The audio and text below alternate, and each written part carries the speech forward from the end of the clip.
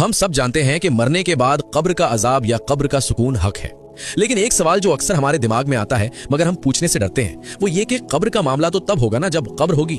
सोचिए, अगर कोई इंसान किसी धमाके में उड़ जाए, अगर कोई समंदर में डूब जाए और उसकी बॉडी कभी मिले ही नहीं, या किसी हादसे में कोई जलकर राख बनकर हवा में बिखर जाए, जब उसका जिस्म ही नहीं बचा और जमीन में कोई गड्ढा ही नहीं खुदा, तो फिर उसके साथ सवाल जवाब कहां होंगे? क्या वो बच गया? अगर आप भी यही सोचते हैं तो आप आलम बरज़ख के निजाम को नहीं समझे। आज एक ऐसी हकीकत सुनिए जो आपकी रूह को झंझोड़ देगी। सबसे पहले एक गलत फहमी दूर कर लीजिए। इस्लाम में जब कब्र लफ्ज इस्तेमाल होता है तो उसका मतलब सिर्फ वो 6 फुट का गड्ढा नहीं होता जो हम कब्रिस्तान में देखते हैं। इस्लाम में कब्र का मतलब है आलम बरज़ख, यानी वो दुनिया जो मौत के बाद शुरू होती है और क़यामत तक चलती है। अब इंसान का जिस्म चाहे जमीन के अंदर हो, चाहे समंदर की गहराई में हो, या जलकर राख बनकर हवा में उड़ गया हो, वो जहां भी है, जिस हाल में भी है, वही उसकी कब्र है। अल्लाह के निजाम के लिए बॉडी का साबुत होना जरूरी नहीं है। इसे एक आसान मिसाल से समझिए।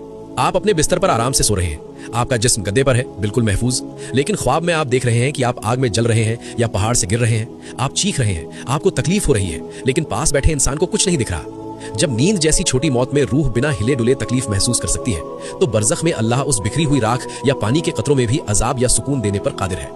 अगर अब भी शक है तो हमारे प्यारे नबी सल्लल्लाहु अलैहि वसल्लम की बताई हुई ये हदीस सुनिए, जो सही बुखारी हदीस नंबर 3481 और सही मुस्लिम में मौजूद है। पुराने जमाने में एक शख्स था जिसने बहुत गुनाह किए थे। जब उसकी मौत का वक्त आया तो वो अल्लाह की पकड़ से इतना डर गया कि उसने अपने बेटों से कहा, जब मैं मर जाऊं तो मुझे जला देना, फिर मेरी हड्डियों को पीसना, और जब तेज आंधी चले तो मेरी राख को हवा और समंदर में बिखेर देना। खुदा की कसम, अगर अल्लाह ने मुझे पकड़ लिया तो बहुत अजाब देगा। बेटों ने वैसा ही किया, उसे जलाकर हवा में उड़ा दिया गया। न जिस्म बचा न कब्र। लेकिन फिर क्या हुआ? अल्लाह ने जमीन और समंदर को हुक्म दिया, जो कुछ तुम्हारे पास है जमा करो, और पलक झपकते ही वो शख्स अल्लाह के सामने खड़ा था। अल्लाह ने पूछा, तूने ऐसा क्यों किया? उसने कहा, या अल्लाह, तेरे डर खौफ की वजह से। तो अल्लाह ने उसे माफ फरमा दिया। इस हदीस से क्या पता चला?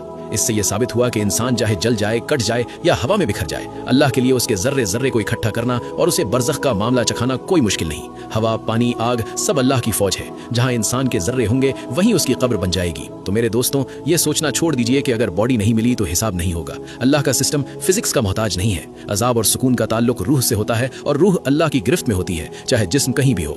अल्लाह हमें अजाब कब्र से महफूज रखे और हमारा खात्मा ईमान पर करे। अब आप कमेंट में अल्लाहुम्मा अजिरनी मिनन्नार जरूर लिखें और इस वीडियो को शेयर करें ताकि लोगों के अकीदे दुरुस्त हों। अल्लाह हाफिज।